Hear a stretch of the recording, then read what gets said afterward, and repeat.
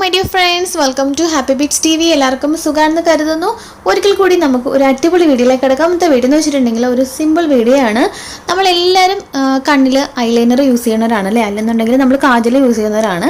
അപ്പോൾ നമ്മൾ ഇന്നലെ കെമിക്കലായിട്ടുള്ള കുറേ പ്രൊഡക്ട്സാണ് നമ്മൾ യൂസ് ചെയ്തുകൊണ്ടിരിക്കുന്നത്. നമ്മുടെ കണ്ണിന് ഒരുപാട് പ്രശ്നങ്ങൾ ഉണ്ടാക്കണ ഒന്നാണ്. അതുപോലെ തന്നെ നമ്മൾ കുട്ടികൾക്കാണെന്നുണ്ടെങ്കിലും പുറത്തുനിന്ന് വാങ്ങിക്കണ റെഡിമെയ്ഡ് ആയിട്ടുള്ള കാജലുകളാണ് ഉപയോഗിക്കുന്നത് കണ്ണെഴുതാനും പുരികൊക്കെ എഴുതാനായിട്ട്. അതിന് വേണ്ടിയിട്ട് നമുക്ക് വീട്ടിൽ തന്നെ സിമ്പിളായിട്ട് ഒരു കാജൽ ഉണ്ടാക്കിയാലോ. അത് മാത്രമല്ല, അത് കണ്ണിനും നമ്മുടെ പുരികങ്ങൾക്കും ലാഷസിനൊക്കെ വളരെ നല്ലതാണ്. കുട്ടികൾക്കും മുതിർന്നവർക്കും ഒരുപോലെ തന്നെ യൂസ് ചെയ്യാൻ പറ്റുന്ന ഒരു അടിപൊളി സിമ്പിളായിട്ടുള്ള ഒരു കാജൽ നമുക്ക് വീട്ടിലുണ്ടാക്കാം. അതിന് വേണ്ടിയിട്ട് നമുക്ക് എന്തൊക്കെ ആവശ്യമുള്ളത്, എങ്ങനെ ഉണ്ടാക്കാമെന്ന് നോക്കാം. നമ്മൾ ഇവിടെ ആൽമണ്ട്സ് ആണ് യൂസ് ചെയ്യണത്. ആൽമണ്ട്സ് എന്ന് പറഞ്ഞാൽ വൈറ്റമിൻ ഇ ഒരു ധാരാളം അടങ്ങിയിട്ടുള്ളതാണ്. അതുപോലെ തന്നെ നമ്മുടെ സ്കിന്നിന് യാതൊരു പാർശ്വഫലങ്ങളും ഇല്ല. അത് നമ്മുടെ നന്നായിട്ട് ലാഷസ് ഒക്കെ വളരാനും സഹായിക്കുന്ന ഒന്നാണ് ആൽമണ്ട്സ്. അപ്പം നമുക്കിവിടെ വേണ്ടത് കുറച്ച് ആൽമണ്ട്സ് ആണ്. ആൽമണ്ട്സ് എന്ന് വെച്ചിട്ടുണ്ടെങ്കിൽ നമ്മളൊരു തവണത്തേക്ക് ഒരു 5 എണ്ണം വെച്ച് ഉണ്ടാക്കിയാൽ മതി. ഒരു 5 ആൽമണ്ട് എടുക്കുക. അതുപോലെ തന്നെ നമുക്ക് വേണ്ടത് ആൽമണ്ട് ഓയിൽ, അല്ലെന്നുണ്ടെങ്കിൽ നമുക്ക് നെയ്യില്ലേ, നല്ല പ്യുവറായിട്ടുള്ള നെയ്യാണെന്നുണ്ടെങ്കിലും യൂസ് ചെയ്യാവുന്നതാണ്. ഈ 2 സിമ്പിൾ ഇൻഗ്രീഡിയൻ്റ് ആണ് നമുക്ക് വേണ്ടത്. ഇനി നെക്സ്റ്റ് എന്ന് വെച്ചിട്ടുണ്ടെങ്കിൽ നമ്മളൊരു കാൻഡിൽ ലൈറ്റ് ചെയ്തിട്ട് ഇതുപോലെ ഒരു എന്തെങ്കിലും നീഡിലോ എന്തെങ്കിലും നമ്മളൊന്ന് ആൽമണ്ട് കുത്തി വെച്ചതിന് ശേഷം നന്നായിട്ട് ഇത് നമ്മൾ കരിച്ചെടുക്കുക. നന്നായിട്ട് അതിൻ്റെ ഇങ്ങനെ കരിഞ്ഞിട്ട് അതിൻ്റെ ഒരു പുക പോലെ ഇങ്ങനെ വരാൻ തുടങ്ങും. അപ്പോൾ നന്നായിട്ട് ഇത് കരിച്ചെടുക്കുക. ഞാൻ ഫസ്റ്റ് ആൽമണ്ട് ചെയ്തെന്ന് വെച്ചിട്ടുണ്ടെങ്കിൽ നമ്മളിത് കുറച്ച് നേരം ഈ ആൽമണ്ട് ഓയിൽ തന്നെ മുക്കി വെച്ചിട്ട് അത് നമ്മൾ നന്നായിട്ടൊന്ന് വെയിലത്ത് ഉണങ്ങി എടുക്കണതാണ് ഏറ്റവും നല്ലത്. അല്ലെന്നുണ്ടെങ്കിൽ ഞാൻ ചെയ്യാന്ന് വെച്ചാൽ ഈ ആൽമണ്ട് അല്ലാണ്ട് ഈ നമ്മുടെ നെല്ലിക്ക ജ്യൂസ് എടുത്തിട്ട് പിഴിഞ്ഞെടുത്തിട്ട് അതിൽ മുക്കി വെച്ചിട്ടാണെന്നുണ്ടെങ്കിലും ഞാൻ നന്നായിട്ട് ഉണക്കിയെടുക്കും, നന്നായിട്ട് ഡ്രൈ ആക്കി എടുക്കും. അങ്ങനെയും നമുക്ക് ആൽമണ്ട് എടുക്കാം. ഇല്ലെന്നുണ്ടെങ്കിൽ നമുക്ക് പ്ലെയിൻ ആയിട്ട് ഡയറക്റ്റ് വേണമെങ്കിലും ആൽമണ്ട് യൂസ് ചെയ്യാവുന്നതാണ്. അതിനുശേഷം ഈ ആൽമണ്ട് നന്നായിട്ട് കരിഞ്ഞതിന് ശേഷം ഇതുപോലെ തന്നെ ജ്വാല ഇങ്ങനെ വന്നുകൊണ്ടിരിക്കും. ആ സമയത്ത് നമുക്ക് അതിൻ്റെ മുകളിൽ ഒരു തവയില്ലേ, അത് നമുക്ക് ഇതിൻ്റെ മുകളിൽ വെച്ച് കൊടുക്കാം. അപ്പോൾ ഇതിൻ്റെ മുകളിൽ ഫ്ലെയിം ഇങ്ങനെ വന്നിട്ട് അതിൻ്റെ കരി ഇതിൻ്റെ മുകളിലായിട്ട് ഇങ്ങനെ പിടിക്കണം. നമുക്ക് കാണാം, ഇത് കണ്ടോ, ഇതുപോലെ തന്നെ ഇതിൻ്റെ കരി ഇങ്ങനെ പിടിക്കും. നന്നായിട്ട് അതിങ്ങനെ നമ്മുടെ അതിൻ്റെ മുകളിൽ ഇങ്ങനെ പറ്റി പിടിക്കാൻ നമ്മൾ നന്നായിട്ട് ശേഖരിച്ചെടുക്കുക. അതിന് ശേഷം നമ്മൾ നെക്സ്റ്റ് എന്ന് വെച്ചാൽ ഇത് ഊതിക്കെടുത്തതിന് ശേഷം നമ്മൾ ഇതിൻ്റെ അകത്തുനിന്നുള്ള ഈ കരി നമ്മൾ ശേഖരിക്കുക. ഞാനിപ്പോൾ ഒരെണ്ണം എടുത്തിട്ടാണ് ഈ കാണിക്കുന്നത് കേട്ടോ. നിങ്ങൾ ഉപയോഗിക്കുമ്പോൾ 4-5 എണ്ണമൊക്കെ ഒരുമിച്ച് എടുത്ത് സൂക്ഷിച്ചിട്ടുണ്ടെങ്കിൽ നമുക്ക് ഒരു 2-3 ആഴ്ച ഉപയോഗിക്കാനുള്ളത് കിട്ടും കേട്ടോ. അതിനുശേഷം ഈ കരി നമ്മളിതുപോലെ തന്നെ ശേഖരിച്ചെടുക്കുക ഒരു പാത്രത്തിലോട്ട്. അതായത് നമ്മളൊരു ജസ്റ്റ് ഒരു സൂക്ഷി വെക്കാൻ പറ്റുന്ന ഒരു പാത്രത്തിൽ ഡയറക്റ്റ് എടുത്താൽ മതി. ഞാൻ കാണിക്കാൻ വേണ്ടിയിട്ടാണ് ഇതുപോലത്തെ ഒരു കുഞ്ഞു ഗ്ലാസ് ബോൾ എടുത്തിരിക്കുന്നത്.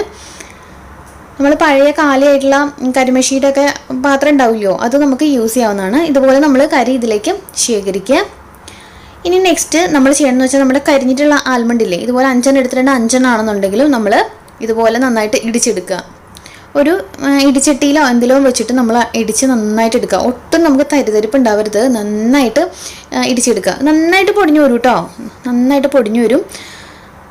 കണ്ടോ, ഇതുപോലെ നല്ല ഫൈൻ പൗഡറായിട്ട് നമുക്ക് കിട്ടും.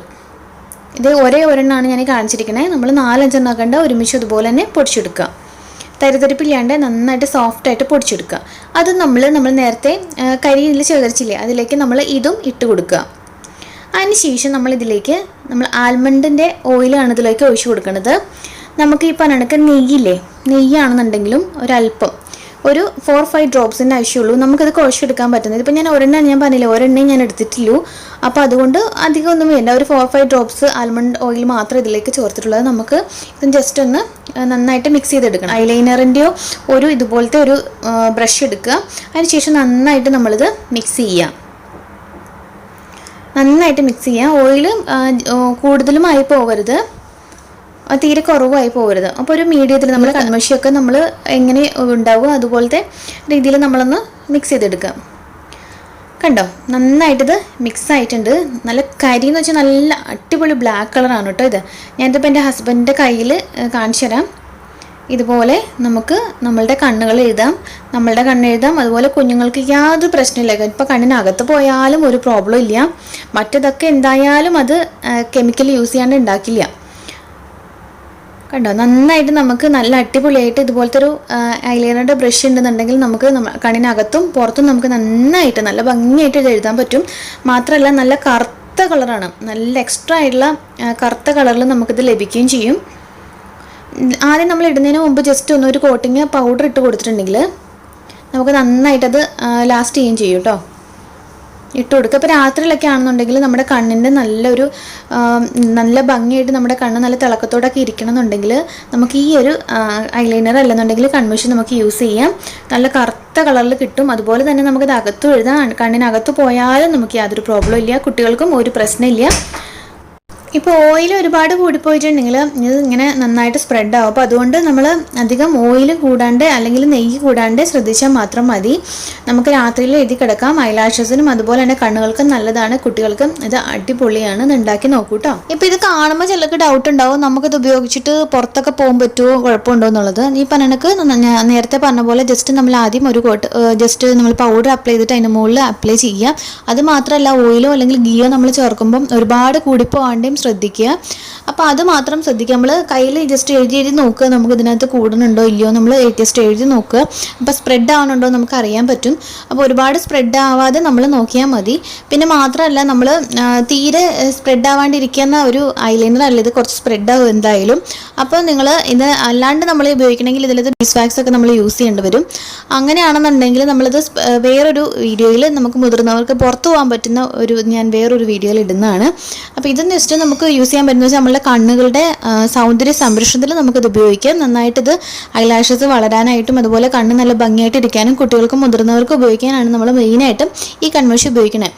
പിന്നെ നമ്മൾ ശ്രദ്ധിച്ചിട്ടുണ്ടെങ്കിൽ നമുക്ക് കൂടുതൽ സ്പ്രെഡ് ആവാണ്ട് നമുക്കിത് ഉണ്ടാക്കിയെടുക്കാനായിട്ട് പറ്റും.